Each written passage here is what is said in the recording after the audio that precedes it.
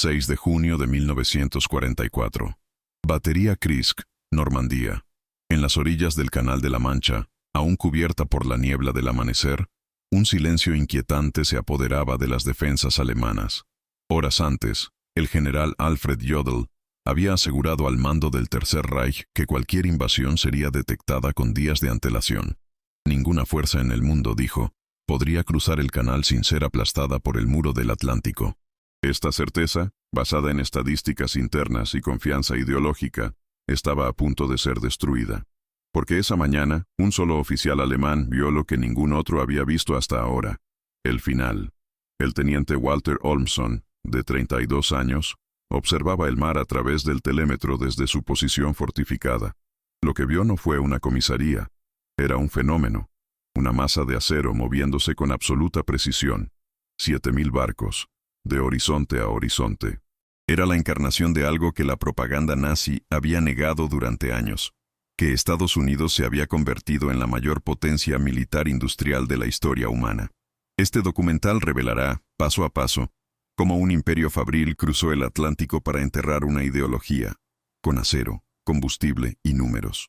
Porque esa mañana, lo que cruzó el canal no fue solo una flota, fue el colapso de Alemania en tiempo real. Pero antes de entrar en los datos, hay una estadística que define esta historia mejor que cualquier explosión o aterrizaje. El alto mando alemán, en sus proyecciones más alarmistas, calculó que los aliados podrían reunir 3.000 barcos para una invasión. Pero en la mañana del 6 de junio, Walter Olmson contó más del doble: 7.000 embarcaciones. 7.000. Ese número no fue solo un error de cálculo, era un presagio. Porque lo que los generales alemanes llamaban la fuerza de invasión, los estadounidenses llamaban logística básica. Esta es la verdadera historia del día D, la vez que la industria entró en guerra, y ganó antes incluso de luchar. Si valoras la historia contada con precisión y análisis, deja tu like, suscríbete y comparte este video. Esto fortalece nuestro trabajo y nos permite seguir revelando el backstage técnico de la historia que pocos muestran. El amanecer del 6 de junio de 1944 amaneció de forma diferente en la costa de Normandía. El viento soplaba frío desde el Canal de la Mancha, trayendo una humedad que se pegaba a los uniformes y penetraba las trincheras como presagio. En la batería Krisk, una de las posiciones costeras del ejército alemán, el teniente Walter Olmson ajustó su telémetro 6 para detectar cualquier señal inusual en el mar. El silencio era incómodo, y los ojos entrenados de Olmson pronto captaron algo que no estaba en ningún informe de inteligencia. Al principio, sombras dispersas. Luego, los esquemas. Y entonces, una línea continua de siluetas que avanzaba sobre las olas, fusionándose en una masa negra e ininterrumpida que simplemente borraba el horizonte. No era una flota, era un muro. El agua había desaparecido. En su lugar, acero. Esa visión, que primero provocó negación, luego asombro, y finalmente una especie de resignación, no podía confundirse. Lo que se acercaba no era una amenaza táctica, era una sentencia logística. A medida que aumentaba el brillo, lo que antes parecía exagerado se hizo evidente. Las naves no se agruparon de forma caótica como en un ataque desesperado. Estaban organizados en columnas perfectas, coordinados por radio, escoltados por destructores, abastecidos por buques de apoyo y protegidos por cobertura aérea. El teniente Olmson, un oficial técnico formado en la ingeniería naval de Kiel, sabía interpretar el lenguaje de los barcos. Y lo que leyó esa mañana fue lenguaje industrial, no militar. Estaban los LST, barcos de 100 metros capaces de encallar y descargar tanques directamente en la playa. Estaban los LST, más bajos, que transportaban vehículos blindados como si estuvieran apilados en muelles móviles. Aquí estaban los Duck-Avies, camiones anfibios que nadaban como barcos y luego continuaban por la arena. Todo esto no estaba hecho para una batalla. Había sido fabricado para un propósito mucho mayor: sostener el avance, no solo ganar. A su lado, los suboficiales seguían intentando contar los barcos. 100, 120, 200, hasta que se rindieron. La mente humana no fue hecha para calcular escalas industriales a simple vista, y quizá por esta razón, el alto mando alemán nunca consideró esta posibilidad. Durante años, los informes internos afirmaron que los aliados, especialmente los estadounidenses, no habrían sostenido la capacidad de producción hasta 1945. Este cálculo, basado en las propias limitaciones de la industria alemana, ignoraba un factor esencial. Estados Unidos no operaba como una nación en guerra. Funcionaban como una fábrica con una bandera. La producción de embarcaciones de desembarco en los astilleros de Nueva Orleans, Boston y San Francisco había alcanzado su máximo con más de 100 unidades al mes en 1943. En solo un año, los estadounidenses construyeron más buques de apoyo que toda la flota combinada del eje. Y eso sin contar los barcos mercantes, los portaaviones de escolta o los remolcadores oceánicos. Las matemáticas de la guerra habían sido redefinidas. Alemania planificaba basándose en divisiones. Estados Unidos, en toneladas. Para quienes dudan de la magnitud, una pausa técnica. En 1943, los estadounidenses produjeron 650.000 camiones militares. Alemania, ese mismo año, no alcanzó los 70.000. Una proporción de casi 10-1. Si este número te sorprende, comenta abajo con la frase, «La logística gana». Esta simple estadística explica por qué lo que Olmsson vio esa mañana ya no era una guerra. Era la victoria que se acercaba en una marcha metálica. La flota avanzaba a 8 nudos, silenciosa, imposible de detener con artillería costera o torpedos. No necesitaba la sorpresa. Trajo inevitabilidad. En puestos de observación dispersos entre Cherburgo y Le Havre, decenas de otros oficiales alemanes registraron la misma escena con mínimas variaciones. Algunos intentaron comunicar a la sede el tamaño de lo que veían. Otros guardaron silencio, simplemente observando. Un sargento escribió en su diario, «No hay fin. El mar se ha acabado. Lo único que existe ahora es acero». Lo que el Tercer Reich creía que era su muro definitivo, el muro atlántico, resultó, esa mañana, ser un conjunto de búnkeres estáticos y anticuados, demasiado fijos para reaccionar a la elasticidad de una fuerza que venía del mar con la precisión de una cadena de montaje. Olmsson, aún de pie, siguió observando. No dijo nada, no gritaba órdenes, él simplemente se quedó mirando, porque en el fondo, sabía, no era posible parar eso. Aunque cada cañón acertiera a su objetivo, aunque cada minero volara un casco, aunque cada soldado defendiera su posición hasta la muerte, no habría forma de evitar la llegada. La invasión no fue militar, era logística, y ya estaba en marcha. Lo que vendría después, aún no lo sabía, pero lo que ya vi fue suficiente para cambiarlo todo, porque allí, ante sus ojos, estaba una de las mayores manifestaciones físicas del poder industrial en la historia humana, y los barcos todavía llegan. Mientras los primeros barcos aliados aparecían en la niebla matutina, en las profundidades del mando alemán reinaba la tranquilidad de una certeza, la certeza de que el enemigo no vendría. En Berchtesgaden, Hitler seguía dormido.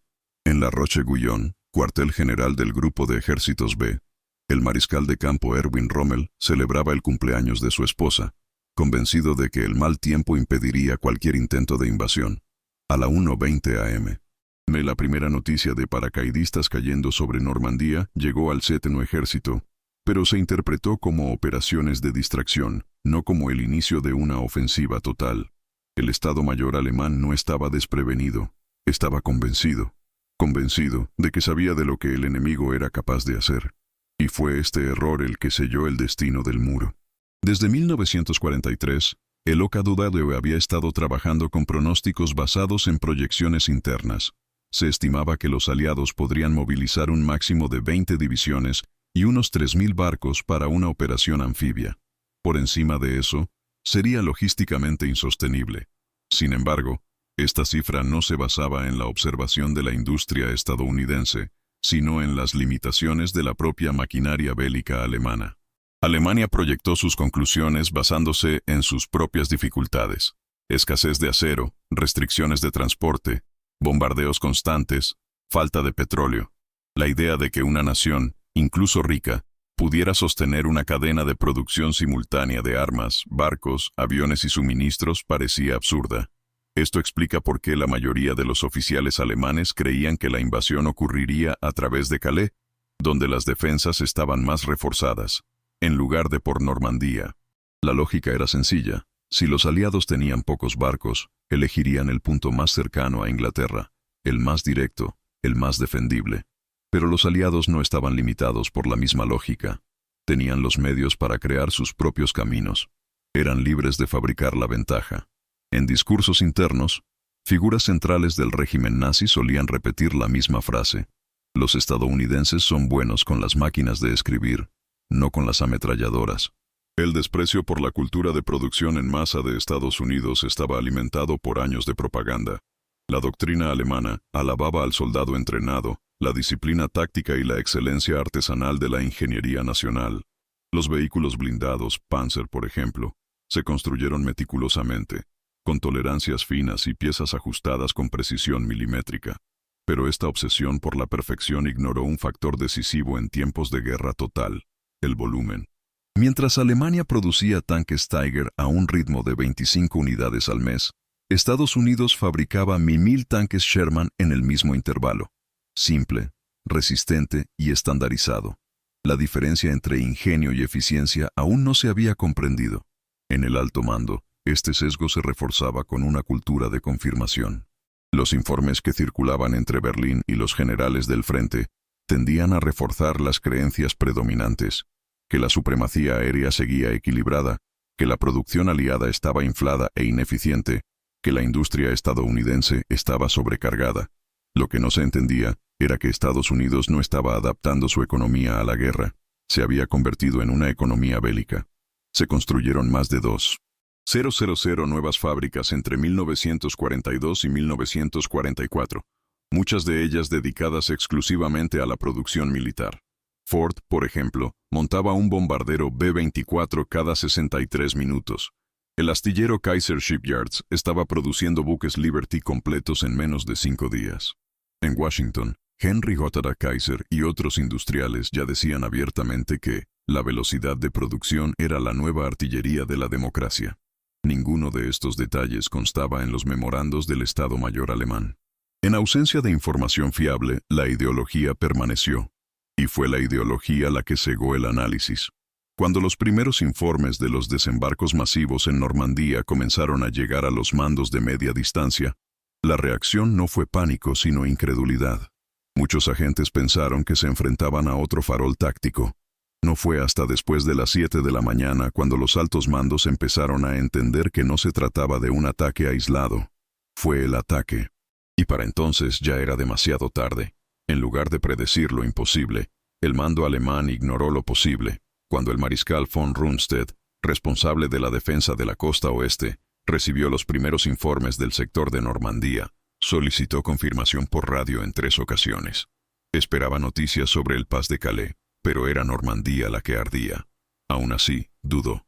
Sin confirmación de la Luftwaffe, sin contacto directo con Rommel, sin autorización del Führer, sin ninguna división Panzer sería desplazada. La estructura de mando alemana, centralizada y enlucida, requería la autorización personal de Hitler para el uso de reservas estratégicas. Y Hitler seguía dormido. Por tanto, los errores en la evaluación no fueron solo logísticos, eran doctrinarios. La absoluta confianza en la superioridad moral, técnica y física del soldado alemán impidió cualquier reconocimiento de la verdadera naturaleza del adversario. La guerra había cambiado de escala, y el Reich seguía pensando en batallas de infantería, movimientos de regimiento, ataques relámpago. Pero ahora, los enemigos no atacaban con escuadras, atacaban con redes logísticas. Para los estadounidenses, mover una división requería calcular combustible, barcos de transporte, comidas preenvasadas, suministros médicos y repuestos. Para los alemanes, requería valentía. Sin embargo, la valentía no era rival para una cinta transportadora de producción. En 1944, Estados Unidos fabricó más munición al mes que Alemania había fabricado en todo el año anterior. Y aún no habían usado toda su capacidad. Esta era la dimensión que el alto mando alemán se negaba a ver. Una máquina de guerra descentralizada y automatizada coordinada por radios, hojas de cálculo e ingeniería inversa. La arrogancia fue el primer objetivo en caer.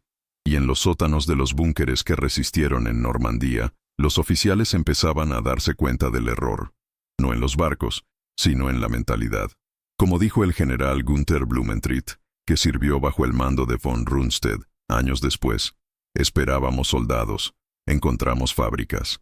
Pero lo que vendría en las horas siguientes dejaría aún más claro que la batalla estaba decidida antes incluso de comenzar, porque los primeros disparos de la invasión ni siquiera se habían disparado aún, y Alemania ya estaba perdiendo.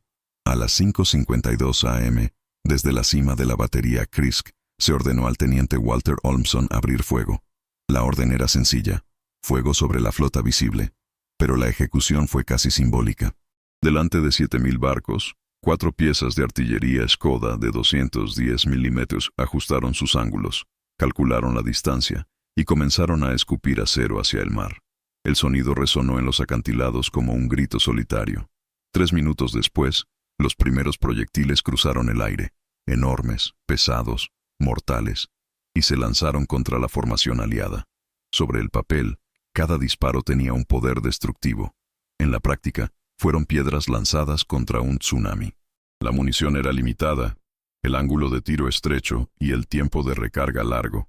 Aún así, los secuaces de Krisk seguían disparando, tiro tras tiro. A lo lejos, los barcos continuaron avanzando. Algunos maniobraban, otros ni siquiera notaron los impactos. El fuego antiaéreo y antibuque desde toda la costa normanda se activó, como una orquesta en desesperación. Baterías de Longues-sur-Mer, Merville, Azeville, Pointe-du-Hoc, todos abrieron fuego. Y en cuestión de minutos, los cielos y mares de Normandía se convirtieron en una manta de humo, acero y explosiones. Pero el resultado fue mínimo. La única baja confirmada de la Marina de E.U. en ese tramo matutino fue el destructor USS Corry, alcanzado por una mina o proyectil pesado y hundido al este de Utah Beach. 140 tripulantes rescatados. Algunos heridos, una pérdida, sí, pero estadísticamente insignificante comparado con el volumen de la operación.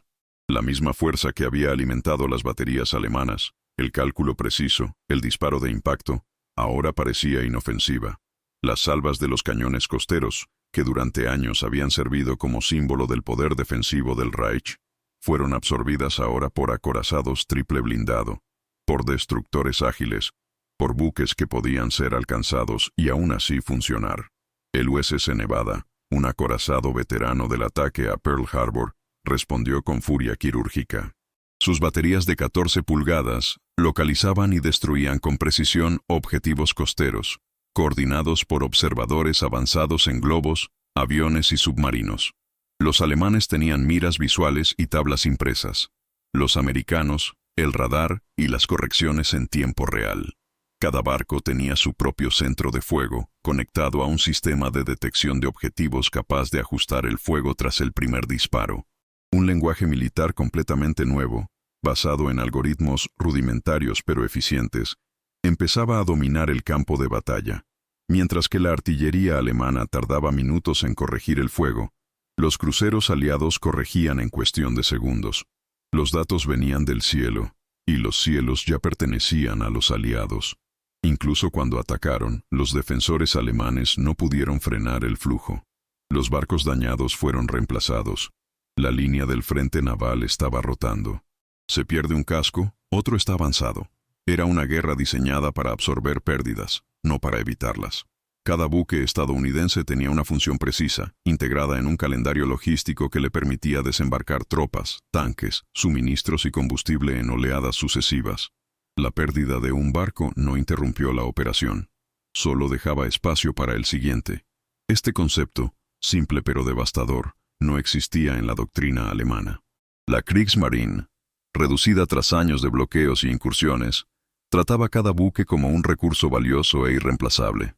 Los aliados, en cambio, trataban los barcos como herramientas, desechables, reemplazables, producidos en masa. Para 1943, Estados Unidos había votado más de 1.500 buques de guerra y buques de apoyo. Alemania, poco más de 300. La discrepancia era tan grande que los informes de inteligencia nazis prefirieron clasificarlo como propaganda aliada. Pero ahora, Olmson veía el resultado ante él. Sus disparos continuaron. Cada disparo consumía valiosas reservas de munición. Cada impacto tuvo un impacto psicológico, pero no operativo. La flota avanzaba. y los desembarcos estaban a punto de comenzar. El antiguo concepto de defensa, basado en una posición fija, en la concentración del fuego, en la supresión por resistencia, simplemente ya no funcionaba. Se movían como una cadena de montaje. Si un componente falla, el siguiente se hace cargo. El muro atlántico, diseñado para detener una invasión lineal, se enfrentaba ahora a una invasión profunda, adaptativa y modular. El mar desechaba suministros como cintas transportadoras, piezas de descarga. Nada más podía detenerlos. Nada más podía frenarlos. Y lo más irónico, los alemanes habían previsto todo esto, pero decidieron ignorarlo. Meses antes, en 1943, el vicealmirante Friedrich Ruge había alertado al alto mando de que los estadounidenses estaban probando buques especializados en desembarcos simultáneos y carga rápida. Fue ignorado. En sus memorias escribió: «Nos preparamos para luchar la última guerra. Iban a traer al siguiente». Pero lo que los alemanes aún no sabían, lo que ni siquiera Olmsson podría haber previsto, era que la fuerza que venía de las aguas no era solo el mar, también era aéreo, y estaba a punto de reescribir la aritmética de la guerra con un nuevo tipo de bombardeo. El 6 de junio de 1944, cuando las defensas costeras alemanas abrieron fuego, no se enfrentaban a una flota en el sentido tradicional. Intentaban contener el punto álgido de un fenómeno logístico nunca antes visto. Una cadena de producción fluctuante, armada, abastecida y dentro del calendario. A las 06:30 de la mañana, los primeros buques de desembarco comenzaron a encallar voluntariamente en las playas de Normandía. No hubo duda. Venían con precisión mecánica, como si funcionaran bajo el mando de una lógica superior. Y, de hecho, así fue. Esa flota no consistía solo en buques de guerra. Incluía cientos de embarcaciones construidas expresamente para transferir tanques, camiones y tropas directamente del mar a la arena, sin depender de puertos, sin necesidad de infraestructura fija. Era la solución estadounidense a un problema que los alemanes ni siquiera imaginaban que pudiera resolverse. Cada LST, Landing Ship, Tank, medía unos 100 metros y transportaba hasta 20 vehículos pesados.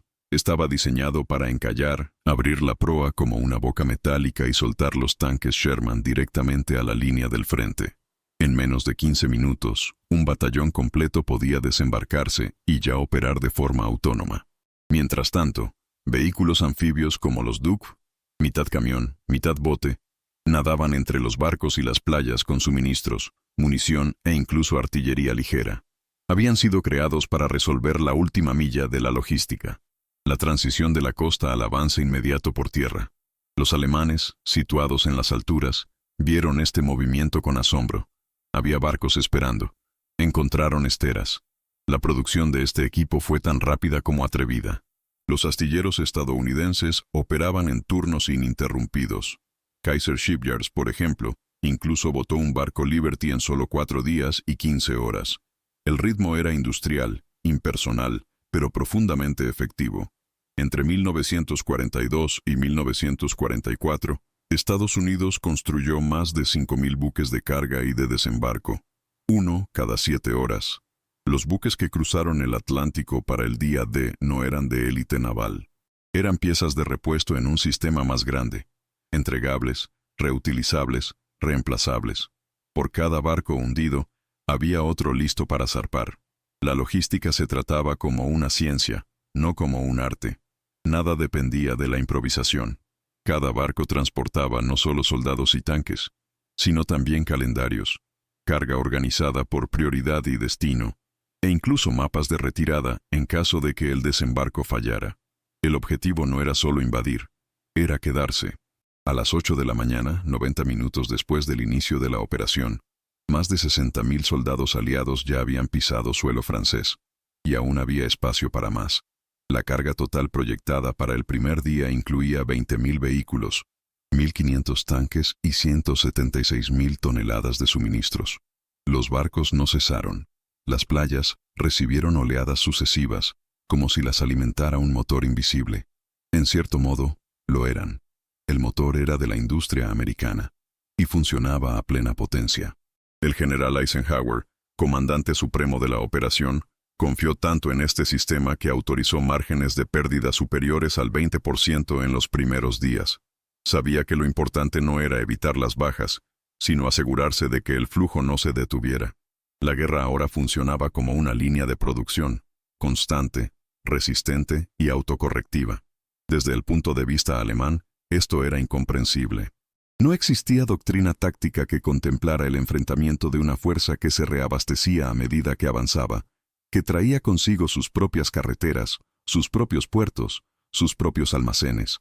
La ironía de esta historia es que la solución estaba delante de ellos.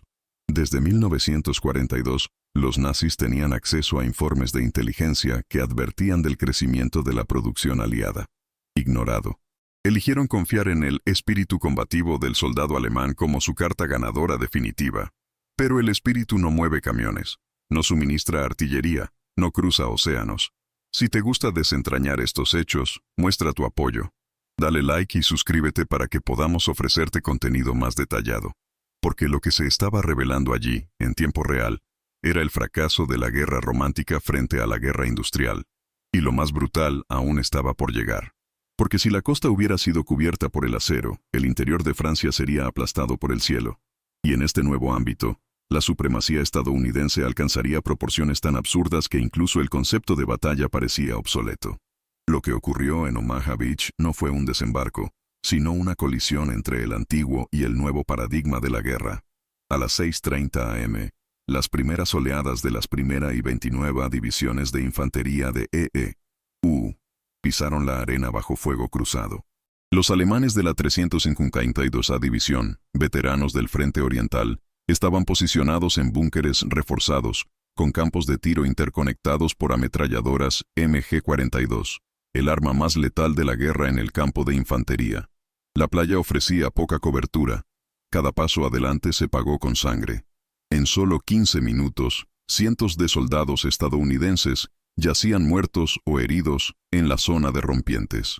Las siguientes oleadas llegaron y sufrieron el mismo destino. Fue una masacre. Pero lo que los oficiales alemanes no entendieron en ese momento era que se enfrentaban a algo mucho más grande que el valor o la disciplina. Los estadounidenses operaban bajo otra lógica, una lógica que no permitía interrupciones. Los botes continuaron abandonando hombres, incluso sin garantías de supervivencia. Era como si la máquina no tuviera frenos. Las radios temblaban con gritos de refuerzos, médicos, cobertura, pero también con algo raro. La persistencia. La línea de suministro permaneció intacta. El caos en la parte delantera no contaminó el ritmo de la retaguardia. Y fue esta disociación entre el dolor y la decisión la que selló el destino de Omaha. A las 08:00, con la playa al borde del colapso, los comandantes de la Marina dieron una orden extraordinaria: avanzar, no con infantería, sino con destructores. En una maniobra sin precedentes, buques como el USS McCook, USS Carmick y USS Doyle redujeron sus distancias hasta la costa a menos de 1000 metros, navegando entre minas, arriesgándose a encallar, para poder disparar sus baterías a quemarropa contra puntos de resistencia alemana. Esta decisión, tomada en el terreno, sin tiempo para comités ni permisos, representa una de las mayores demostraciones de flexibilidad operativa estadounidense. Los proyectiles de 5 pulgadas de las torretas gemelas convirtieron los búnkeres en cráteres. Los objetivos no podían perderse. Estaban a 600, 500, 300 metros de distancia. Era como demoler hormigón con martillos neumáticos accionados por pólvora. Y funcionó. Las ametralladoras cesaron. El fuego se estaba debilitando. La línea, antes infranqueable, comenzó a desmoronarse. Los soldados que aún respiraban avanzaron. Minuto a minuto, la marea cambió. No por un golpe de suerte, sino por un cálculo de ingeniería bélico. Y eso, más que nada, ilustraba la diferencia. El ejército alemán era técnico pero rígido. El americano era técnico, pero adaptable. La flexibilidad era clave. Y estaba incrustada no solo en la formación, sino en la filosofía industrial que sustentaba cada decisión. Se podían sacrificar naves porque había más. Las pérdidas podían absorberse porque el flujo era continuo. Fue una guerra en la que los recursos no eran valiosos. Eran renovables. Cuando los alemanes se dieron cuenta de que, incluso con disparos perfectos, Incluso con cobertura terrestre, incluso con una ventaja temprana, los estadounidenses no retrocederían. La moral empezó a tambalearse. Esperaban peleas. Encontraron producción. Esperaban debilidad. Encontraron la automatización en forma de guerra.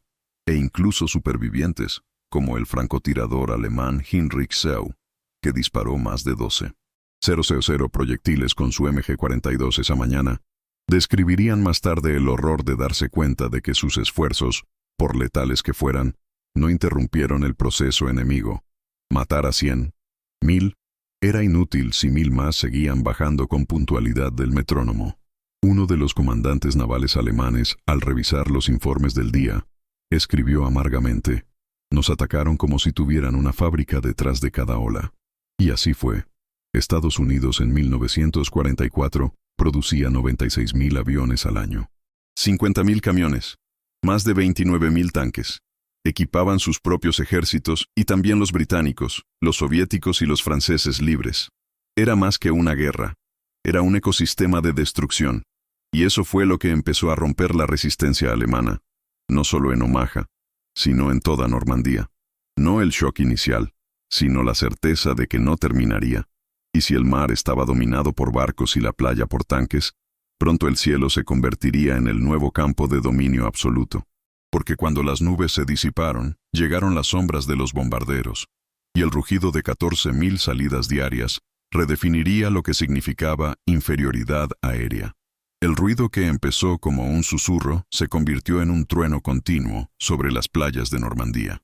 A medida que avanzaba la mañana del día D, el cielo sobre Francia ya no pertenecía a Europa, pertenecía a los aliados. El número define la escala.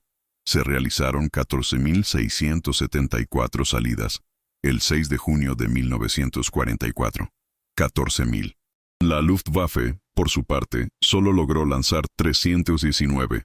Solo uno de ellos, comandado por el mayor Joseph Priller y su compañero Heinz Wodarczyk, llegó realmente a las playas. Volando sus Focke-Wulf FUV-190, ametrallaron Sword Beach y se retiraron inmediatamente, perseguidos por una nube de cazas aliados. Esa fue la única acción de la Fuerza Aérea Alemana directamente contra las playas ese día. El resto del tiempo, la Luftwaffe permaneció en tierra, no por elección táctica, sino por imposibilidad técnica.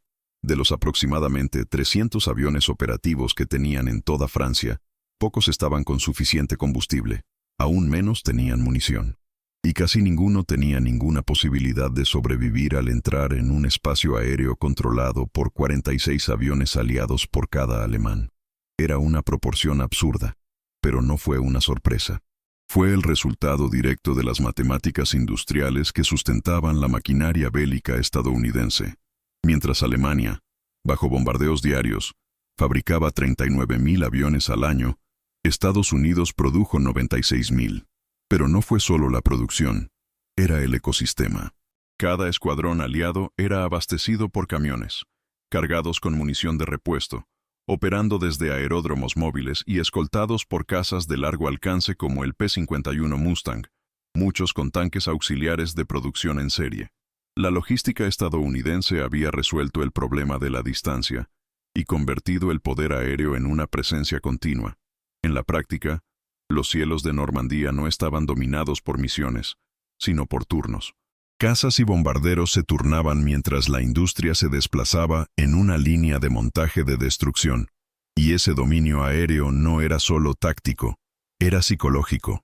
Los soldados alemanes empezaron a asociar cualquier ruido en el cielo con una explosión inminente. Las columnas de blindados no podían moverse durante el día. Los camiones fueron destruidos antes incluso de salir de los bosques. Las comunicaciones se interrumpieron. Un movimiento, un humo, un intento de contraataque. Todo fue visto, rastreado y neutralizado de inmediato. Las fuerzas alemanas en tierra no solo combatían a soldados, sino también eran satélites vivos con ametralladoras. Y la imposibilidad de responder convirtió cada trinchera en una prisión. La Luftwaffe, antes orgullosa y dominante, se había convertido en espectadora. El mariscal de campo Erwin Rommel, al regresar de Alemania y ver los informes del frente, se quedó asombrado. Dijo: «Ya no tenemos el poder de maniobrar. La artillería enemiga comienza en el cielo. No era solo un campo de batalla, era un laboratorio de obsolescencia. Todo lo que la doctrina alemana consideraba esencial, movimiento rápido, concentración de fuerzas, contraataque blindado, se convirtió en suicidio a plena luz del día. Y aún así estaba el impacto logístico. Con el espacio aéreo dominado, no había forma de reforzar posiciones críticas, abastecer unidades aisladas ni evacuar heridos. El avance aliado fue apoyado por cientos de camiones DKW, operando por tierra y por agua, descargando suministros directamente en el frente, mientras los alemanes veían cómo sus convoyes eran destruidos por bombarderos medios antes incluso de acercarse al frente. Era un bucle cerrado, los cielos controlados alimentaban la tierra, y la tierra alimentada por ese suministro aplastaba todas las líneas de defensa. El poder aéreo aliado no se trataba solo de ataque, sino de cerrar el campo. En sus relatos, oficiales alemanes describen la creciente desesperación. Uno escribió: era como luchar dentro de un acuario, todo lo que hacíamos era visible desde arriba. Otro informó que incluso al intentar retirarse, las columnas eran bombardeadas por P-47 y Typhoon. Un tanque Tiger, con toda su grandeza, no podría resistir una bomba de 500 libras. Y no había dónde esconderse. Durante las semanas siguientes, el ritmo se intensificaría. Pero el propio día D, el mensaje ya era claro. El poder aéreo ya no era una extensión de las fuerzas terrestres. Era el escenario en el que se desarrollaba la guerra. Y los alemanes no tenían ningún billete para este espectáculo.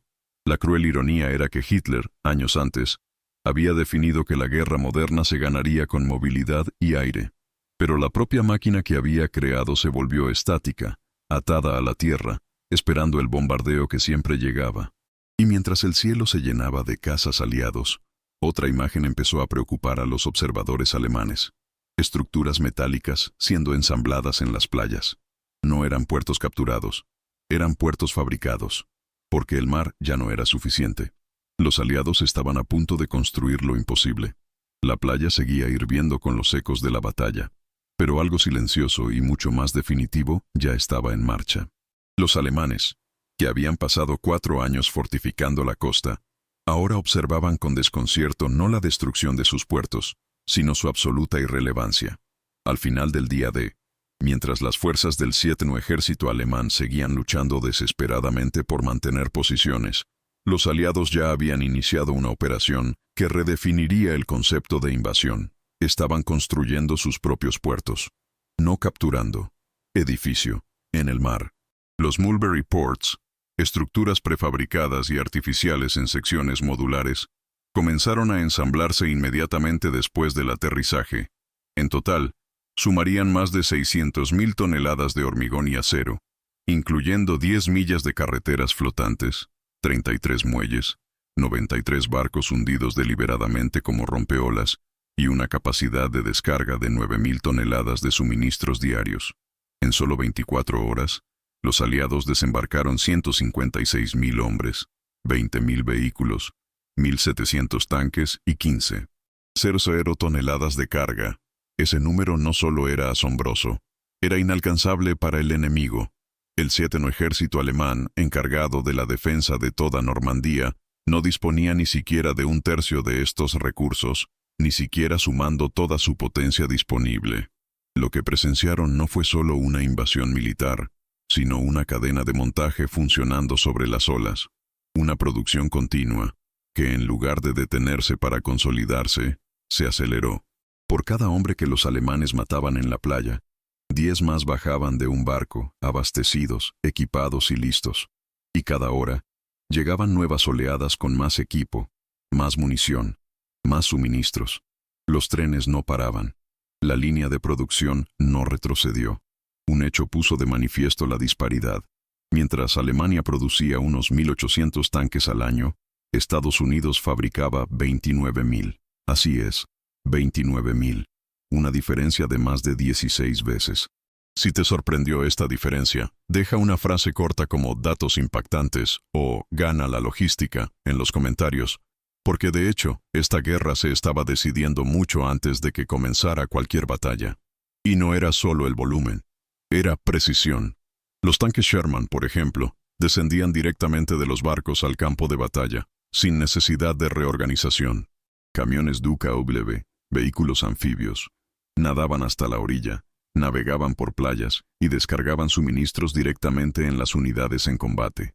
Los LST, buques de más de 100 metros de eslora, encallaron a propósito, abrieron las puertas de Frontarias y lanzaron a toda una compañía blindada en territorio francés. Era como si la línea de montaje de Detroit hubiera sido remolcada a Normandía. Para los oficiales alemanes, el impacto fue devastador. El concepto de reserva, fundamental en la doctrina militar tradicional, ha desaparecido. ¿Cómo movilizar reservas contra una fuerza que fue suministrada en tiempo real, con un flujo ininterrumpido de hombres y máquinas? ¿Cómo concentrar fuerzas cuando cada intento de movimiento fue detectado y lanzado desde el aire? La propia idea de una contraofensiva fue invalidada por la constancia del suministro aliado. A pesar de pérdidas significativas en el día D, las unidades estadounidenses y británicas recuperaron rápidamente su personal y equipo. Era la antítesis de lo que los alemanes estaban acostumbrados a enfrentar en el frente oriental, donde cada tanque perdido tardaba semanas en ser reemplazado. Aquí, el reemplazo llegó en horas, a veces minutos. Esta avalancha logística convirtió cada playa en un centro de distribución militar. En solo 2 semanas, los puertos de Mulberry rivalizaban con los mayores puertos de Francia.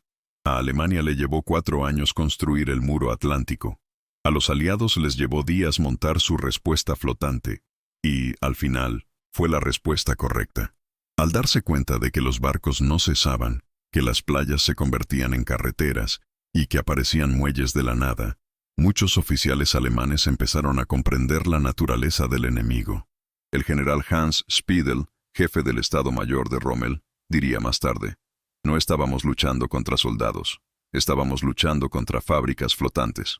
La guerra, hasta entonces una lucha entre ejércitos, pasó a ser una ecuación logística, un juego de quién podía soportar más presión durante más tiempo, con más combustible, más munición, más piezas, más pan, más ruedas, más hombres.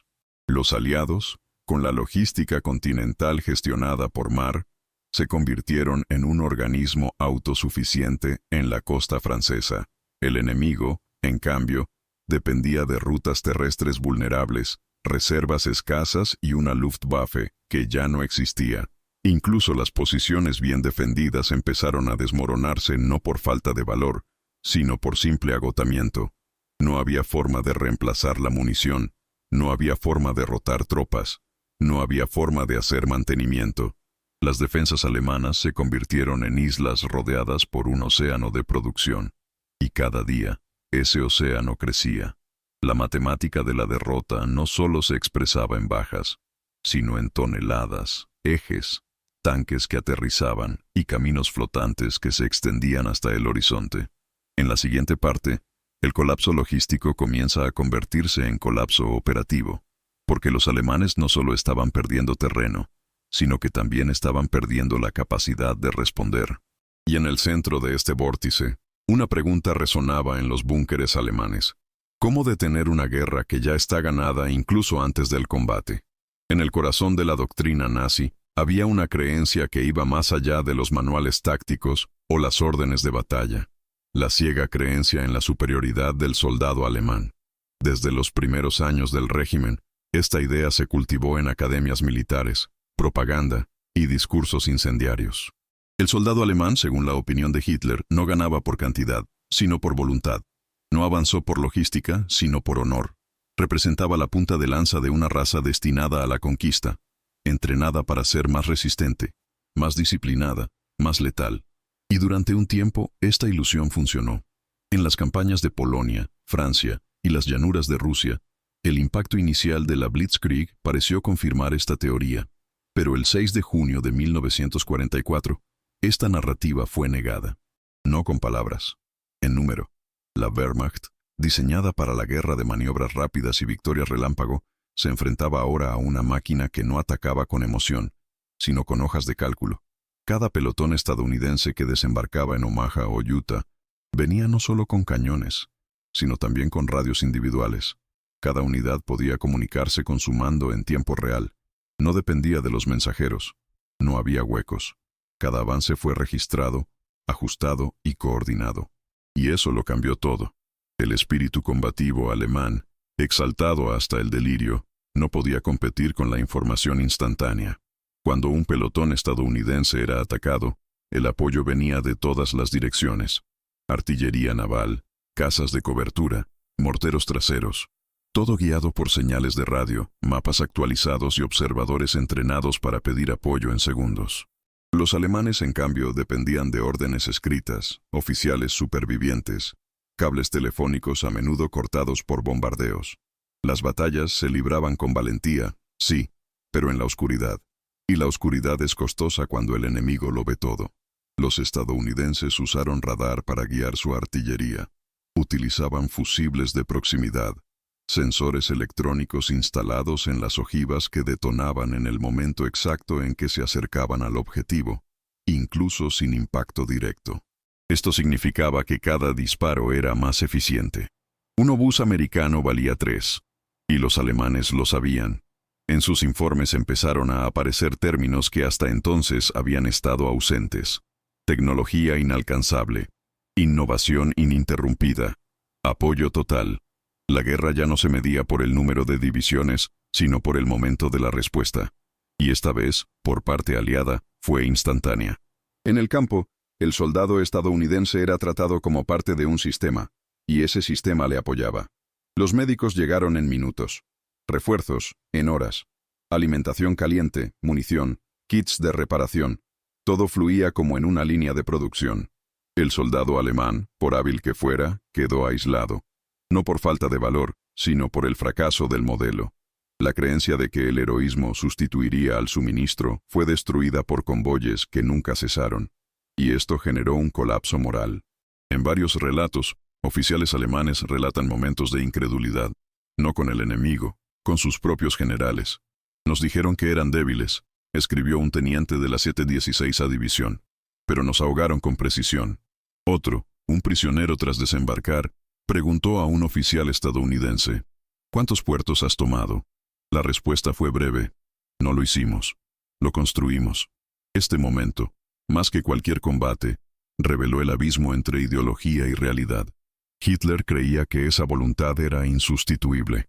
Pero la voluntad de un hombre es inútil si la radio no funciona, si se acaba la munición, si el tanque se estropea y no queda pieza. El Tercer Reich había creado una máquina de guerra basada en el orgullo. Los aliados crearon uno basado en procesos. Y el proceso, cuando está bien alimentado, nunca duerme, nunca se cansa, nunca falla. La libertad industrializada se convirtió en el arma más letal de la guerra. Mientras los alemanes ensalzaban el sacrificio del combatiente, los estadounidenses alababan la eficiencia de la entrega. Y esta entrega no era solo tanques y munición. Era una visión de guerra sin improvisación, donde planificar era tan letal como disparar. Para la doctrina nazi, fue un golpe devastador. Toda la estructura de mando, todo el sistema de creencias, empezaba a desmoronarse. No por destrucción física, sino por la exposición a la verdad. Estaban luchando contra algo que no entendían. Una guerra en la que el individuo contaba menos que el sistema, donde el heroísmo aislado fue engullido por senderos logísticos que llevaron munición, comida y soldados hasta el límite. El propio general Geir von Schweppenburg, responsable de las reservas blindadas alemanas, reconoció en su diario: no nos vencieron con tanques, nos golpearon con hojas de cálculo. Y había más, porque mientras los puertos flotantes funcionaban, los aviones dominaban el cielo y los tanques descendían en oleadas constantes, los aliados preparaban el siguiente movimiento, un movimiento que destruiría no solo la capacidad de resistencia, sino también la propia posibilidad de comunicación alemana. Porque la siguiente ofensiva no se haría con cañones, se haría con cables, postes y ondas de radio. Mientras el mar arrojaba acero, combustible y soldados sobre la costa francesa, la mente bélica alemana, su alto mando, permanecía paralizada. A las 7:30 de la mañana del día D, una cascada de informes comenzó a llegar a los escritorios del OKW, el alto mando de las Fuerzas Armadas alemanas. Los informes desde Normandía indicaban desembarcos a gran escala, pérdida de contacto con divisiones enteras, líneas telefónicas cortadas y una presencia masiva de buques aliados. Pero en París, en los austeros salones donde los generales conspiraban el destino del Reich, la primera reacción no fue la acción. Era dudoso. Hitler seguía dormido. Keitel dudó. Jodl exigió confirmación. Nadie creía que esa fuera la verdadera invasión. Para ellos, Normandía era un señuelo. Desde abril, la inteligencia alemana se había visto alimentada por una campaña de desinformación llamada Operación Fortaleza, uno de los mayores engaños militares de la historia. En él, los aliados crearon un ejército ficticio comandado por George Patton, el primer ejército de distracciones de EEUU, supuestamente estacionado en Dover, a punto de atacar Calais. Para hacer que el farol fuera convincente, se manipularon redes de espionaje, se emitieron mensajes falsos, se instalaron tanques inflables en campamentos británicos y se instalaron pistas de aterrizaje falsas con precisión. El resultado fue la creación de una ilusión operativa tan convincente que, incluso ante la realidad física del desembarco, los alemanes se negaron a aceptarlo. A primera hora de la mañana, el mariscal Rundstedt exigió la liberación inmediata de las divisiones Panzer de la Reserva, unos 400 tanques que podrían aplastar a las fuerzas aún vulnerables en las playas. Pero no tenía autoridad directa. Esa orden solo podía venir de Hitler. Y Hitler no despertó. Durante 6 horas cruciales, mientras los estadounidenses luchaban por cada metro de arena, el mayor ejército mecanizado de Alemania permaneció inmóvil, esperando un permiso que no llegaría. A las 10:15 am, finalmente despertado, Hitler escuchó los informes y se negó. Dijo que aún creía que la verdadera invasión sería en Calais, que solo era una distracción, que la mayor parte de las tropas enemigas aún estaban por llegar, y ordenó a las divisiones blindadas permanecer en reserva. Esta decisión selló el destino de Normandía, porque el tiempo era la variable más crítica. Cada hora, los aliados consolidaban posiciones, descargaban suministros y establecían defensas. Lo que podía deshacerse con tanques al amanecer se volvió irreversible al mediodía. La guerra moderna no dio una segunda oportunidad, y el mando alemán pasó por alto la primera. Incluso generales experimentados como Rommel fueron ignorados. Él, que conocía las playas y llevaba meses advirtiendo sobre la necesidad de reforzar Normandía, ni siquiera estuvo presente el día D. Cuando regresó, la situación ya se había descontrolado. Cada hora desembarcaban nuevas divisiones aliadas, y los informes se volvieron más desesperados.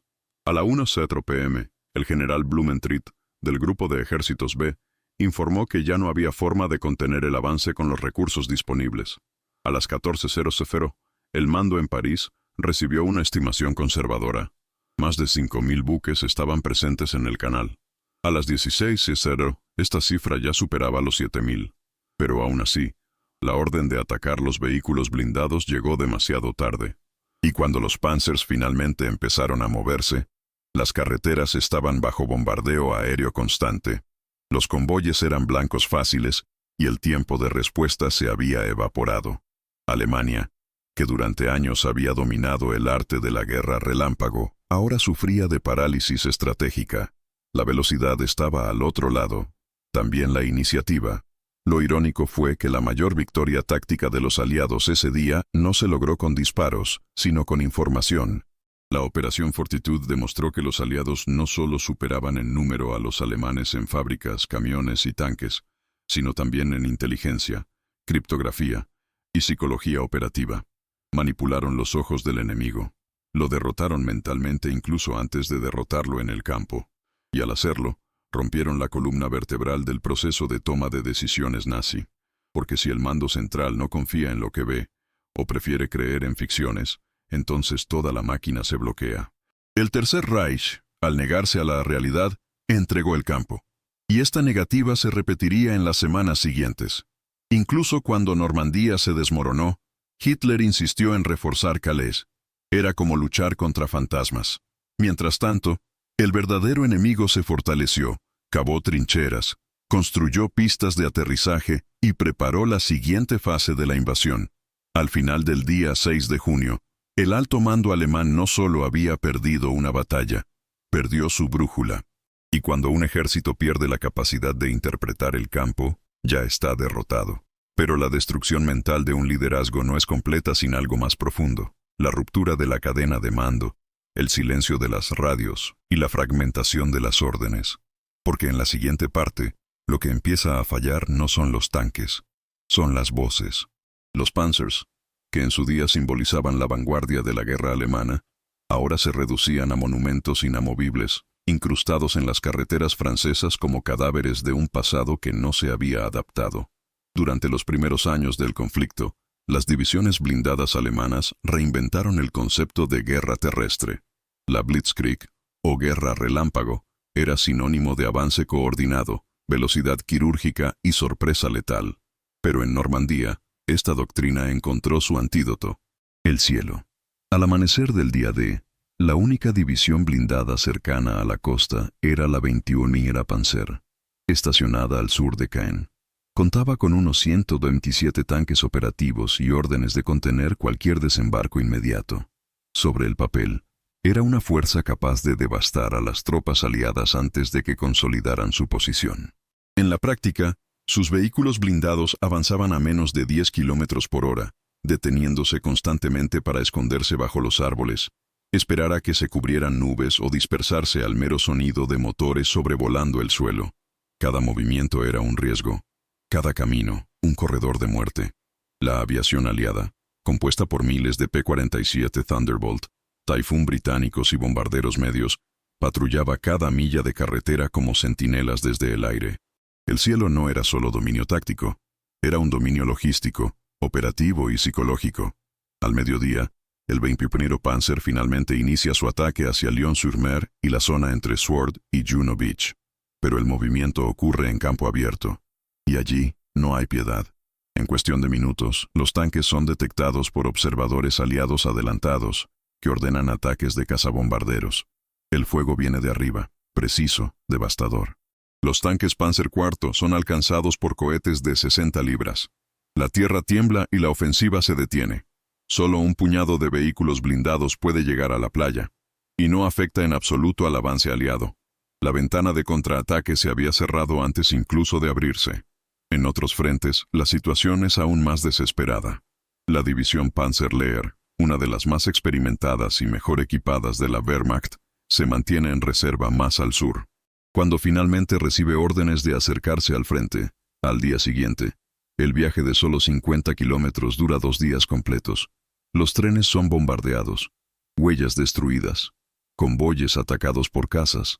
Los tanques arden en el asfalto antes incluso de ser usados. La unidad, diseñada para la ofensiva, llega al campo exhausta, agotada, desorganizada. La idea de una reacción blindada a gran escala se convierte en ficción. La doctrina del Blitzkrieg, que dependía de la sorpresa, la velocidad y la concentración, está ahora rehén del tiempo y la visibilidad. Lo que antes era una ventaja, se convierte en vulnerabilidad. La movilidad se ha convertido en una frase. La aviación aliada no persigue, espera. Los alemanes no huyen de él, chocan con él. Y con cada intento de movimiento interceptado, la doctrina alemana resulta obsoleta. La nueva realidad del campo de batalla está dictada por el dominio aéreo, la comunicación en tiempo real y la supresión total de la iniciativa táctica enemiga. Los vehículos blindados, sin libertad de movimiento, se convierten en trampas para sus propias tripulaciones. Por cada tigre que salía de la cobertura de un bosque, había un escuadrón esperando. Y lo que más me asustó no fue solo la presencia constante de aviones, sino la previsibilidad de los ataques. En documentos de posguerra, los oficiales de la Wehrmacht describen la sensación de impotencia. Nuestras unidades quedaron atrapadas en tierra. Cada intento de movimiento era detectado, atacado y desmantelado antes incluso de comenzar. Era como luchar contra un muro que se mueve. El general Fritz Bayerlein, comandante del Panzerlehr, diría años después: nunca antes había visto tantos vehículos destruidos sin una batalla. El aire era el nuevo campo de batalla, y nosotros no estábamos en él. Los aliados habían hecho algo más que destruir tanques. Habían desactivado la esencia de la doctrina enemiga. Al controlar el cielo, reescribieron las reglas del juego. La Blitzkrieg ya no podía funcionar. Alemania había pasado años perfeccionando una máquina de guerra rápida, feroz y autónoma. Pero los aliados respondieron con algo que no podía enfrentarse con valentía: cobertura aérea continua, coordinación con observadores terrestres y superioridad logística sostenida por todo un océano. La guerra mecanizada, que antes era el orgullo del Reich, ahora se prolongaba, expuesta, lenta, condenada. Los soldados aliados observaron cómo el enemigo intentaba reaccionar, y solo se les indicó marcar las coordenadas y llamar a los aviones. El tiempo entre el reconocimiento y el ataque fue de minutos. La cadena de destrucción se había automatizado. Los tanques alemanes que en 1940 abrieron París en cuestión de semanas, ahora ni siquiera abrieron una carretera rural. La supremacía aérea estadounidense no solo derribaba aviones, ha deshabilitado conceptos, congelado estrategias, reducido las armas más poderosas de Alemania a objetivos sin ninguna función. Y mientras la tierra ardía con el acero en el aire, una nueva amenaza se alzaba tras bambalinas, más invisible, pero aún más letal. Porque no basta con silenciar los tanques, es necesario silenciar las órdenes. Y los aliados estaban a punto de cortar los nervios del ejército alemán. Con las playas finalmente bajo control, los alemanes esperaban, quizá esperando, que el avance aliado se estancara, que la marea, aunque violenta, no podía mantenerse por mucho tiempo, que la falta de puertos funcionales dificultaría el suministro y obligaría a los invasores a retirarse. Pero la guerra a la que se enfrentaban ya no obedecía la lógica clásica, porque incluso antes de que comenzara la invasión, los ingenieros aliados ya habían diseñado una solución a este problema exacto. Su nombre, Mulberry Ports. En secreto, mientras los generales alemanes vigilaban los campos ingleses con prismáticos e informes de espionaje, cientos de ingenieros británicos y estadounidenses construyeron en el sur de Inglaterra un sistema de puertos artificiales modulares diseñados para ser desmontados, remolcados y reconstruidos en la costa francesa. Cada puerto Mulberry estaba compuesto por decenas de estructuras prefabricadas. Muelles flotantes, plataformas móviles, caminos de acero, rampas y rompeolas. Y para protegerlos del mar, embarcaciones antiguas fueron hundidas deliberadamente alrededor de los complejos, formando un anillo de barcos tumba, ahora resucitados como muros de contención. En menos de 10 días después del día D, estos puertos artificiales estaban completamente operativos. En Arromanches, Mulberry Bay, con nombre en clave Port Winston, recibía miles de toneladas de suministros, combustible, munición, vehículos y suministros diariamente. En su máxima capacidad, superaba el volumen de carga de muchos puertos europeos establecidos. La ingeniería venció al tiempo. Donde los alemanes esperaban retraso, encontraron aceleración. Donde esperaban vulnerabilidad, vieron consolidación. Y donde esperaban que los aliados dependieran de las condiciones locales, se dieron cuenta de que los aliados trajeron su propio terreno. Más que una solución técnica, los ports de Mulberry eran un mensaje. Una respuesta directa a la doctrina alemana que apostaba por la fortificación estática. El muro atlántico, con sus kilómetros de hormigón armado y minas terrestres, se basaba en la premisa de que los aliados nunca podrían abastecer una cabeza de playa a gran escala sin un puerto tradicional. La construcción de las fortalezas había consumido millones de toneladas de hormigón, miles de trabajadores forzados, cientos de búnkeres, y en última instancia, todo esto fue eludido, no por destrucción, sino por irrelevancia. El hormigón fue superado por flotadores de acero. Las defensas, por tramos de carretera marítima, se establecieron en tiempo récord. Alemania ha pasado años intentando predecir el punto de entrada. Los aliados respondieron construyendo su propia entrada.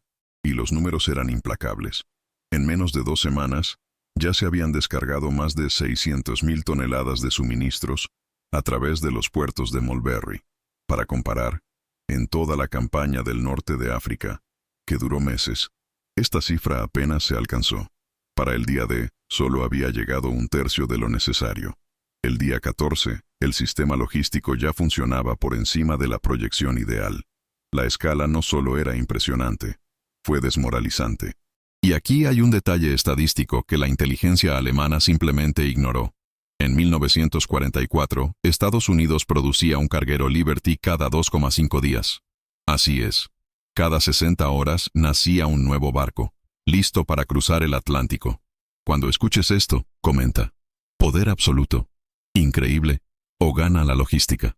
Porque eso es exactamente lo que es. Una victoria de la ingeniería sobre la geografía, de la producción sobre la predicción, desde el razonamiento técnico sobre la creencia ideológica. Además, cada uno de estos barcos llevaba piezas modulares, ya prefabricadas, ya numeradas, encajadas para ser ensambladas como un enorme rompecabezas, no en semanas, sino en días. Era logística sin esperar, una construcción sin improvisación. Mientras los alemanes intentaban identificar de dónde vendría el próximo ataque, los aliados estaban construyendo ante sus ojos la infraestructura de la victoria. El coronel Hans von Locke, testigo directo de los desembarcos, describió en su diario el momento en que vio por primera vez los puertos de Mulberry. Pensé que eran ruinas de barcos naufragados, pero entonces me di cuenta de que se estaban moviendo, que recibían camiones, que desembarcaban tanques. Allí entendí que ya no estábamos luchando contra un ejército, estábamos luchando contra toda una civilización. Este sentimiento se compartía en todos los sectores, porque la guerra que el Reich esperaba librar, de resistencia y contraataques, de logística arrastrada y represalias, ya se había ganado antes del primer disparo. La victoria no fue en las trincheras, sino en los astilleros, no en los puestos de observación, sino en las fábricas de acero y en las oficinas de ingeniería militar. Y los puertos Mulberry eran solo una pieza del rompecabezas. Lo que vendría después demostraría que los aliados no planeaban solo ganar la batalla de la playa.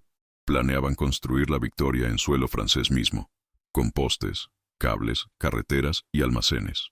Porque después del puerto llegaría algo aún más inesperado. Una red de oleoductos subterráneos que unía a Inglaterra con Normandía, bombeando combustible como si la guerra fuera un motor. Y América, la refinería. La superioridad estadounidense no rugió solo en los cielos, ni avanzó solo sobre las vías metálicas de la tierra. Se manifestó en algo mucho más banal, y precisamente por esta razón, mucho más devastador, en la vida cotidiana. Mientras los soldados de la Wehrmacht luchaban con munición contada, raciones frías y órdenes retrasadas, sus oponentes luchaban alimentados, conectados y abastecidos por un sistema logístico que funcionaba como un organismo vivo. A lo largo de la línea del frente aliada, los camiones DuKW, los famosos patos, cruzaron del agua a la tierra como anfibios de guerra. Transportaban munición, comida caliente, medicinas y repuestos directamente a los pelotones. Antes habría sido necesario montar campamentos, descargar manualmente y esperar horas para el redespliegue. Pero los DuKWs acortaron todo el ciclo. Eran el puente entre el barco y el fusil, y llegaron por miles. El resultado de esto no fue solo eficiencia, era moral, era confianza. Los soldados estadounidenses sabían que incluso en medio del caos habría suministros. Sabían que al final de la pelea habría una comida caliente, que si resultaban heridos tendrían acceso a morfina estandarizada, vendajes estériles e incluso evacuación aérea si fuera necesario. Y si tenían dudas o recibían una orden confusa, cada escuadrón tenía una radio táctica, con baterías de repuesto y canales codificados. La comunicación era descentralizada, móvil, funcional. Mientras tanto, por parte alemana, la realidad era la desintegración gradual de la estructura. Muchas unidades usaron cables telefónicos que ya habían sido destruidos por los bombardeos. Las radios eran escasas y a menudo dedicadas solo a los altos escalones. La información era lenta, truncada y a menudo desactualizada. Había pelotones enteros sin saber qué ocurría a pocos kilómetros. Fue el colapso de la sincronía, y en la guerra moderna, la sincronía es supervivencia. La ración del soldado americano, la famosa ración K, venía sellada, llena de instrucciones, calorías medidas, suplementos vitamínicos, cerillas e incluso chicles. Por parte alemana, muchos combatientes improvisaban comidas con lo que encontraban o cocinaban en latas bajo el riesgo de ser disparados por el enemigo. La diferencia no era solo calórica, era simbólico. La guerra que Estados Unidos llevó a Europa no fue solo para vencer al enemigo. Se trataba de apoyar al propio soldado como ciudadano. Cada uniforme, cada casco, cada bota, cada jeringuilla era producto de un sistema que respetaba el papel de cada hombre en el campo. No hubo improvisación, hubo una cadena de suministro. No hubo suerte, hubo un patrón. La consecuencia de esto se reflejó en los ojos de los combatientes. La Wehrmacht seguía luchando con valentía, pero el coraje por sí solo no sustituye el combustible, las piezas o el alivio. Y poco a poco, incluso la valentía más obstinada empieza a flaquear ante la regularidad del oponente, porque el soldado estadounidense, a medida que avanzaba, no se sentía aislado. Se sentía apoyado. Formaba parte de un engranaje que no solo entregaba la muerte al enemigo, sino la vida a la suya propia.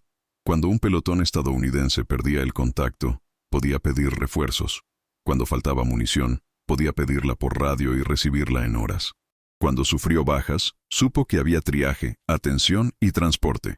Fue una guerra librada con hojas de cálculo, cajas numeradas y mechas calibradas, y ganada no solo por la bala, sino por lo que la acompañaba. En cambio, el ejército alemán empezaba a mostrar grietas no en las divisiones blindadas, sino entre bastidores. La parte trasera estaba seca, líneas de suministro cortadas, y la esperanza, que poco a poco era reemplazada por la resignación. La guerra ya no era ofensiva, se convirtió en supervivencia. Un ejemplo claro de este contraste se registró en Carentan días después del desembarco. Mientras las unidades alemanas debatían si retirarse o resistir con munición limitada, los paracaidistas de la 101 aerotransportada fueron reforzados con cargadores llenos, equipo médico y barriles de café recién calentado. La situación era la misma, la hora, la misma, pero el apoyo, que venía de mundos diferentes, y eso fue solo el principio.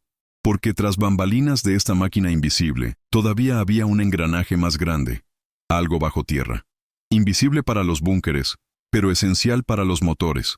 Un oleoducto que cruzaba el Canal de la Mancha como una arteria petrolífera, porque la guerra americana no solo trajo munición, bombeaba combustible, literalmente.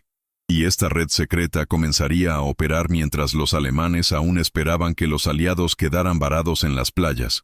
Carentan, junio de 1944. Calles estrechas, rodeadas de campos inundados, se convirtieron en el escenario de una batalla que, a primera vista, parecía justa. Por un lado, los paracaidistas de la Wehrmacht, hombres experimentados endurecidos por años de combate, muchos de ellos veteranos del Frente Oriental. Por otro, jóvenes soldados de la 101 División Aerotransportada estadounidense, recién llegados a la guerra, aún sin el peso de años, pero con algo mucho más poderoso. Un sistema entero detrás de ellos. Cuando las fuerzas alemanas intentaron recuperar Carentan, creyeron que había una verdadera oportunidad de cambiar el rumbo. Tenían tácticas, mapas, experiencia, pero cada avance era contrarrestado no solo por disparos, sino por una respuesta en cadena que iba más allá de la lógica tradicional de la batalla. Un grupo avanzaba, tomaba una calle, y en cuestión de minutos, era detectado por observadores estadounidenses.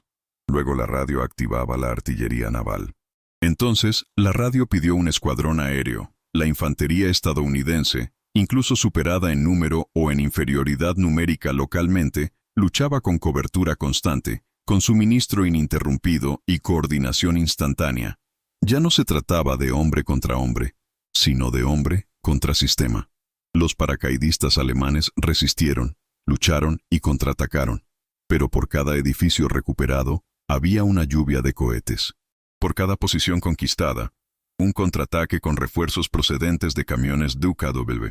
Y con cada avance, más falta de aire. Más bien la percepción de que no era una batalla. Era un engranaje, girando, aplastando, respondiendo en tiempo real. Lo que antes era moral ahora era el peso.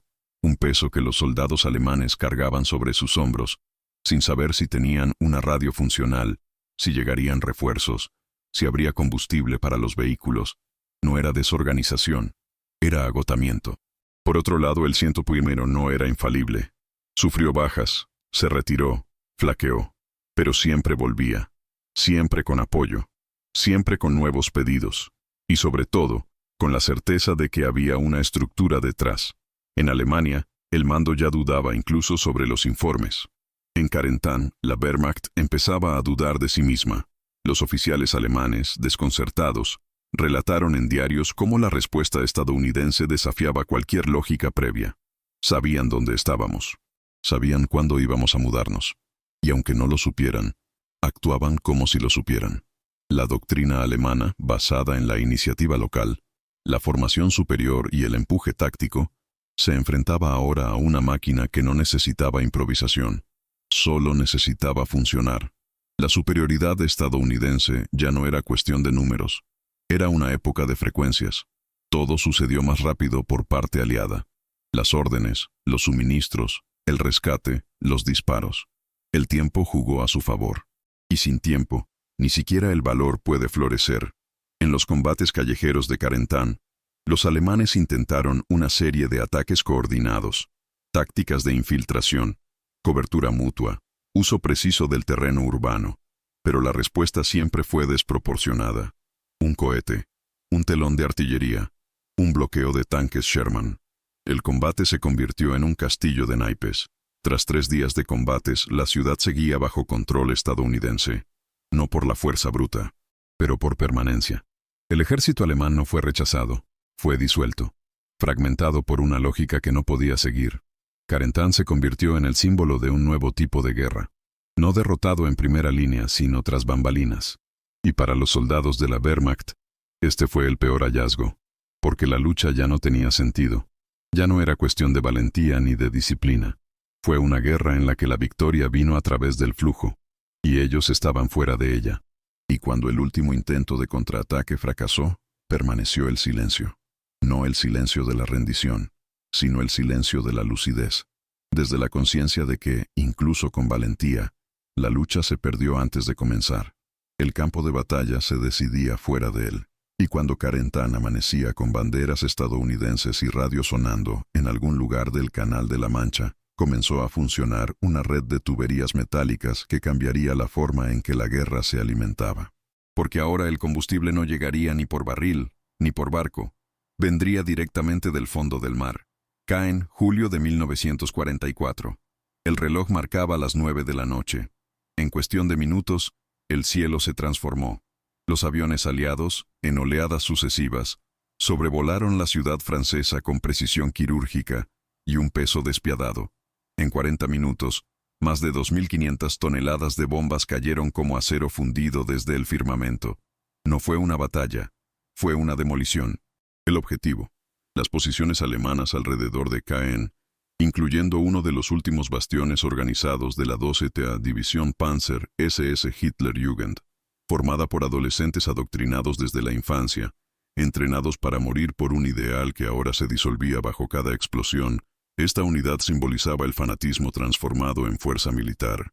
Pero ni siquiera el fanatismo sobrevive a la presión de una fuerza que opera por encima de la escala humana. Los relatos de los supervivientes son testimonios de una guerra que escapó al control de los sentidos. Oficiales de las SS, antes orgullosos e inflamados por la ideología, fueron encontrados catatónicos, cubiertos de polvo y sangre seca, murmurando órdenes divagantes y divagantes. Muchos ni siquiera sabían dónde estaban. El bombardeo no solo destruyó posiciones, desgarraba el eje psíquico de toda una tropa. Los cráteres no solo estaban en la tierra, se quedaron en mi mente. La guerra, que antes era una secuencia de disparos, ahora se convirtió en una experiencia sensorial insostenible. El sonido no se detuvo. El suelo tembló. Los árboles se incendiaron en silencio. Y los supervivientes, pocos, llevaban su ausencia a los ojos. Algunos intentaron reorganizar el mando. Pero, ¿cómo liderar a hombres que ya no escuchan, que ya no procesan? ¿Cómo reagrupar cuerpos cuyo espíritu no fue quebrado por la derrota, sino por la magnitud del ataque? El 12º Panzer, que había luchado valientemente en Normandía, dejó de existir allí, no por rendición, sino por colapso. El propio general Kurt Meyer, al visitar lo que quedaba de la división, admitió que nunca había visto un impacto moral tan grande. El terror ya no era táctico, se volvió existencial. ¿Qué hacer cuando el enemigo es capaz de destruir un sector entero sin salir de la cabina? ¿Cómo respondes a un poder que desciende del cielo, no con soldados, sino con toneladas de destrucción cronometrada? Esta era la nueva realidad, y corroía las almas de quienes aún resistían. La ironía de esta historia es que la solución estaba delante de ellos. Los radares detectaron la aproximación, los mapas predecían el punto de impacto. Pero el sistema alemán, fragmentado por la burocracia, la comunicación ineficiente y la arrogancia doctrinal, no reaccionó, como si la máquina estuviera paralizada por la fuerza que decía despreciar. Si te gusta desentrañar estos hechos, muestra tu apoyo. Dale me gusta y suscríbete para que podamos ofrecerte contenido más detallado sobre el backstage técnico de la mayor operación militar de la historia. porque en Cannes, lo que cayó no fue solo una ciudad. Era toda una ilusión, que el valor podía vencer a las hojas de cálculo. Y para quienes aún respiran bajo los escombros, surgió una nueva pregunta. Si los cielos pertenecen a los aliados, si las carreteras están bloqueadas, si la logística es infalible, ¿qué nos queda? Esta duda, que flotaba como polvo sobre los campos destruidos, tendría su respuesta unos días después. Venía de donde menos se esperaba, desde un tubo de acero bajo el mar, abasteciendo la guerra sin depender de un solo puerto. El 25 de julio de 1944, tras semanas de combates estáticos en los setos de Normandía, los aliados lanzaron un nuevo tipo de operación, no basada en maniobras audaces o infiltraciones sigilosas, sino en cálculo y volumen. La Operación Cobra no fue un avance, era un flechazo. Al mediodía, 3.300 toneladas de bombas habían caído en pocas horas en un tramo de solo 6 kilómetros del frente alemán. El suelo se partió, los sonidos fueron absorbidos por el polvo, y cada intento de resistencia quedó sepultado bajo escombros y temblores. La diferencia fundamental es que este bombardeo ya no era apoyo al avance, era el avance. Los tanques estadounidenses no vinieron tras las bombas, vinieron con ellas. Los cráteres abiertos en la tierra se convirtieron en caminos. La línea del frente ya no es una línea. Se convirtió en una hoja de cálculo, una proyección, un algoritmo logístico. La Wehrmacht, atrapada en defensas lineales y comunicación truncada, no reaccionó. No hubo contraataque. No había tiempo para entender lo que estaba pasando. Las formaciones blindadas alemanas, que décadas antes habían reinventado el movimiento en la guerra moderna, ahora observaban paralizadas como una avalancha programada abría corredores de destrucción milimétrica. La diferencia ya no estaba en la moral ni en el equipamiento. Era el momento. Los estadounidenses operaban a un ritmo que los alemanes no podían mantener. Cada fase del Cobra se consideraba un cambio de fábrica. Bombardeo, avance mecanizado, refuerzo logístico, fijación de posiciones. Repetir. La guerra, en ese momento, ya se había convertido en un proceso. La inteligencia militar estadounidense ya no se limitaba a capturar territorio, sino a controlar el ritmo. La ofensiva fue replicable. La victoria fue, por primera vez, una consecuencia natural de un sistema que funcionaba. La nueva división Panzer, situada en la región de Saint-Lô, fue prácticamente borrada del mapa antes incluso de moverse. Un oficial alemán describió la escena como el fin de la movilidad días después. Las tropas ya no reaccionaban, simplemente esperaron. El impacto psicológico de la Cobra no era solo el sonido ni la destrucción, sino la prueba de que los aliados ahora sabían cómo escalar la guerra, como se escala fábricas. El avance ya no es improvisado, se convirtió en producción. Una producción que alimentaba la propia victoria con combustible, piezas, suministros e información. Porque mientras los alemanes intentaban entender el patrón, los estadounidenses ya estaban 3 manzanas por delante, transportando reservas basadas en datos actualizados por radios tácticas y coordinación aérea. En menos de 72 horas, las defensas al sur de Normandía colapsaron. Pero no fue un colapso por miedo, fue por superar. La línea del frente alemana simplemente ya no podía soportar el peso de una estructura enemiga que se volvía completa y no en partes. Y a medida que las carreteras se abrían y los vehículos blindados estadounidenses cruzaban las aldeas como columnas incesantes, surgió una inevitable pregunta entre los funcionarios del Reich. Si no necesitan puertos ni suministros locales, si pueden crear su propia infraestructura en movimiento, y si pueden abastecer todo esto en tiempo real. ¿De dónde viene el combustible? La respuesta llegaría bajo el agua, donde británicos y estadounidenses prepararon una solución que ningún general alemán jamás había imaginado: la instalación de un oleoducto directo de submarinos desde Inglaterra hasta Francia. La guerra ahora estaba alimentada por una tubería, y Alemania ni siquiera lo sabía. En los sofocantes pasillos del cuartel general alemán en Saint-Germain-en-Laye, la tensión había superado lo soportable. El sonido lejano de los cañones aliados era constante, y los informes que llegaban de toda Normandía sonaban como obituarios militares. Tanques perdidos, unidades destruidas, líneas rotas, reservas inmovilizadas. En medio de este colapso, el mariscal Gerd von Rundstedt, comandante del Grupo de Ejércitos Oeste, fue llamado por Berlín. Querían explicaciones. ¿Por qué las fuerzas alemanas eran expulsadas de Francia con tanta facilidad? ¿Por qué el enemigo avanzó como una oleada incontrolable? La respuesta de Rundstedt no llegó en forma de informe técnico, ni en justificaciones tácticas. Venía en una frase, 6 palabras: directo, frío, irrefutable. Hagan las paces, insensatos. La frase cayó como una granada en el centro del mando. Rundstedt, con décadas de servicio militar, conocía las matemáticas de la guerra. Y sabía que esa ecuación ya estaba resuelta. El enemigo no solo era más numeroso, era más rápido, más cargado, más flexible. Era un sistema. Y contra los sistemas, el valor no es suficiente. Pero admitir esto delante de agentes que aún juraban lealtad a un régimen sostenido por la propaganda fue el verdadero delito. Por declarar la verdad, Rundstedt fue inmediatamente destituido del mando. Su sustituto no fue técnico, era político. La Alemania nazi no podía permitir que un realista estuviera entre sus líderes. La ironía es que, en ese momento, Berlín ya no necesitaba comandantes, necesitaba magos, de ilusionistas que transformaban hojas de cálculo en victorias, derrotas en retiradas estratégicas y ejércitos diezmados en batallones en reorganización. La maquinaria bélica que había paralizado Europa en 1940 ahora dependía de la negación para seguir existiendo. Pero en el campo, los soldados lo sabían.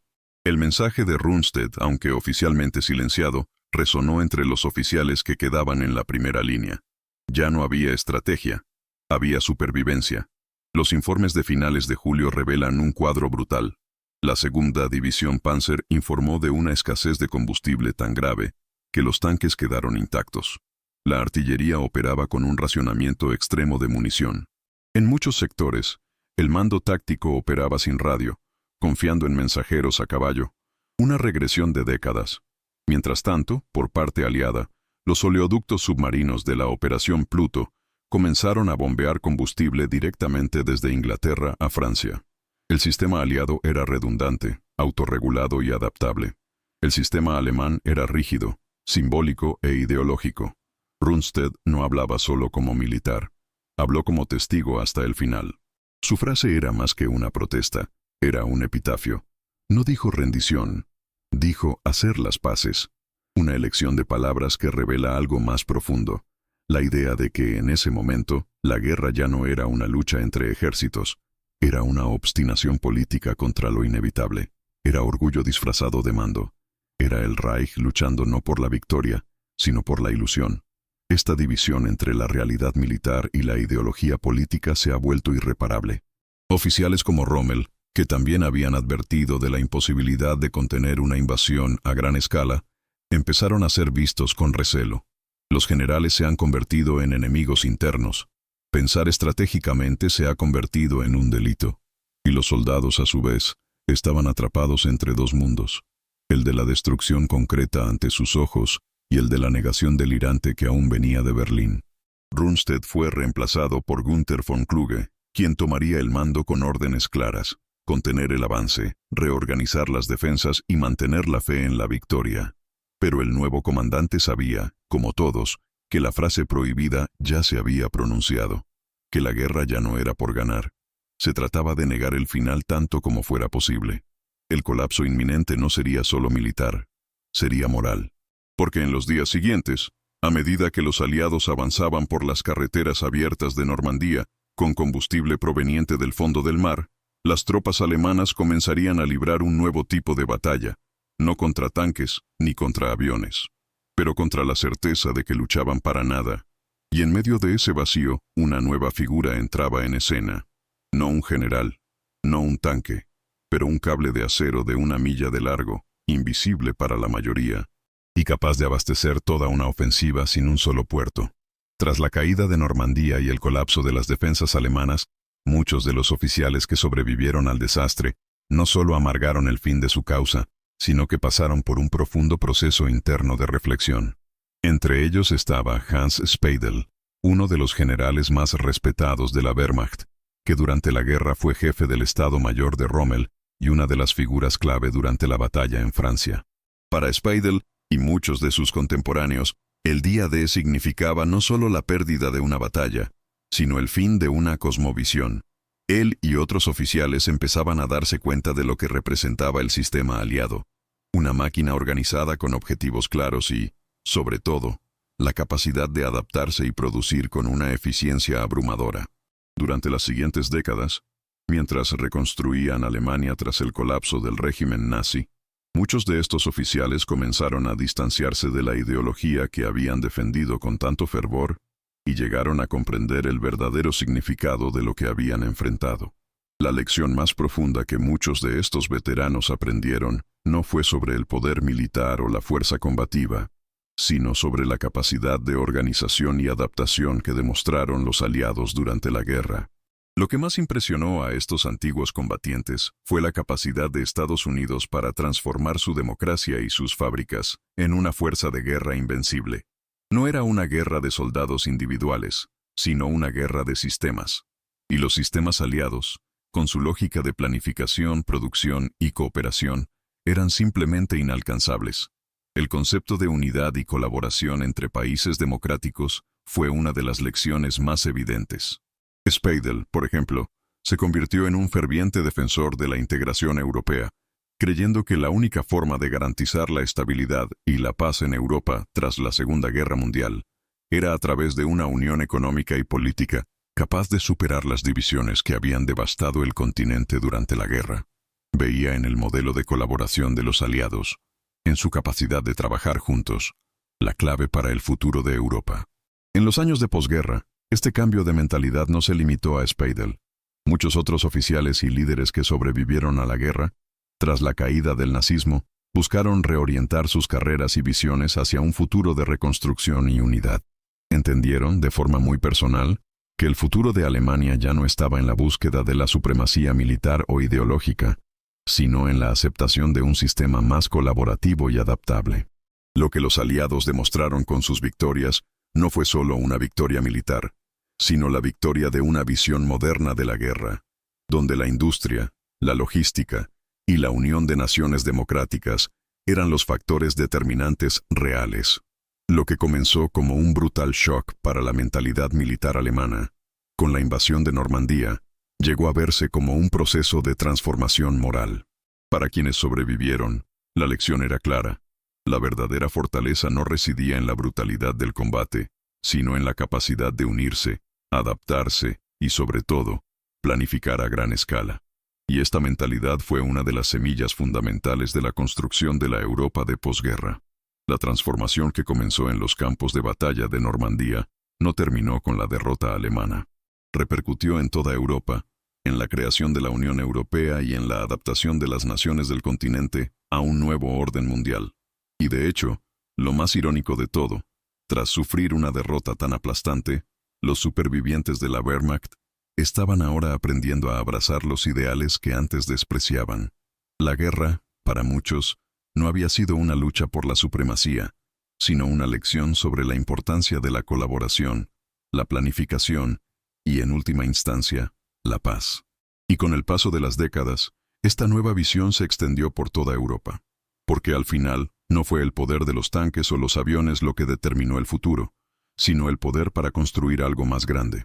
En la siguiente parte, analizaremos cómo esta nueva mentalidad, forjada en las ruinas de la guerra, comenzó a moldear el destino de Europa, y cómo los excombatientes, ahora aliados, comenzaron a construir un nuevo mundo con las lecciones del pasado. El 6 de junio de 1944, no fue solo el día en que los aliados desembarcaron en Normandía. Fue el día en que la guerra cambió para siempre. Cuando Walter Olmsson, el oficial alemán, observó el horizonte cubierto por una flota de 7.000 barcos, no solo veía una armada enemiga, estaba viendo el fin de una era. Lo que vio en ese momento fue más que un enemigo inmenso, sino un concepto completo, una idea materializada, capacidad industrial como fuerza de guerra, democracia como potencia productiva, libertad como estructura logística superior. La fuerza militar alemana se había construido en torno a un ideal de coraje, valentía individual y tácticas militares rápidas y audaces. Pero lo que enfrentaban ahora no eran solo tácticas, era un sistema. El día D no fue conquistado por sorpresa ni por valentía. Se ganó mediante planificación estratégica, escala industrial e inteligencia aplicada. Los soldados alemanes estaban preparados para una guerra tradicional, pero lo que los aliados trajeron fue una guerra de sistemas. Y fue este sistema, con su logística y su capacidad de adaptación, lo que hizo que la invasión fuera un proceso inevitable. La gran lección de esta historia es simple pero profunda. En la guerra moderna, no es el más agresivo quien gana, sino el más organizado. Las tácticas pueden ser importantes, pero la logística, la capacidad de mover y mantener un ejército con suministros y apoyo constante, es lo que define la victoria. El volumen y la producción superan la acción única. Al final, la guerra moderna no se gana con armas ni tanques. Se gana con fábricas, infraestructuras, planificación y adaptación. El arma más grande del día D no fue ni una bomba ni un tanque. Fue la fábrica la que produjo los barcos, los camiones, los tanques y, sobre todo, los suministros necesarios para sostener una invasión de tal magnitud. Como dijo un oficial alemán tras la derrota, fuimos derrotados por camiones. La ironía de esta frase es devastadora. La maquinaria militar del Tercer Reich, que se enorgullecía de su fuerza y eficiencia, sucumbió a la capacidad de producción en masa que los aliados habían dominado con su movilización industrial. Era una guerra de balanzas, y los aliados jugaban en una liga propia. La industria no solo proporcionaba los medios para ganar, sino que definía la guerra. Si te sorprendieron estos datos, si sentiste la magnitud del cambio que ocurrió esa mañana de junio, dale like a este video y suscríbete al canal para apoyar la investigación y la búsqueda de la verdad histórica. Comenta abajo cuáles son los datos más impactantes que descubriste sobre la logística que convirtió el día D en un hito histórico. Y no olvides activar la campana para no perderte el próximo hecho histórico devastador que te traeremos. No te vayas todavía. Escucha la próxima historia real que aparecerá en pantalla. Recuerda siempre, la logística determina la estrategia. Mira el siguiente video aquí en el canal con otra historia increíble.